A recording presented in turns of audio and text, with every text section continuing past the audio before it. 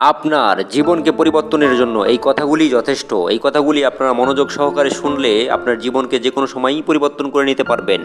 আপনারা ভেবে দেখেছেন কখনো আল্লাহ আমাদেরকে কত সুন্দর করে সৃষ্টি করিয়াছেন? আমরা তার নির্ভুল সৃষ্টির অনেক ভুল ধরতে যাই এবং আমরা ভুল ধরতে গেলে গাফেল হয়ে যাই। একদিন এক চাষি তিনি একদিন বটগাছের ছায়ায় বিশ্রাম নিচ্ছিলেন। পাশেই এক মনীষী বসেছিলেন।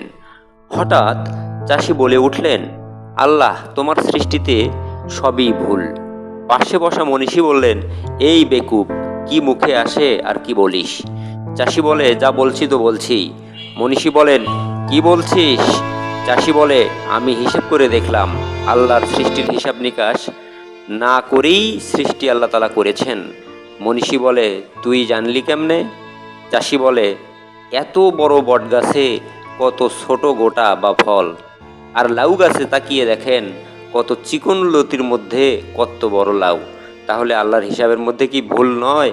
তখন মনীষী বলল, তুই একটু অপেক্ষা কর, কিছুক্ষণ পরে টের পাবি। হঠাৎ যখন বাতাস উঠছে, একটি বটফল চাষির নাকের ডগায় পড়ছে। লাফ দিয়ে উঠে চাষি বলে, আল্লাহ তুমিও ঠিক, তোমার হিসাব নিকাশও ঠিক।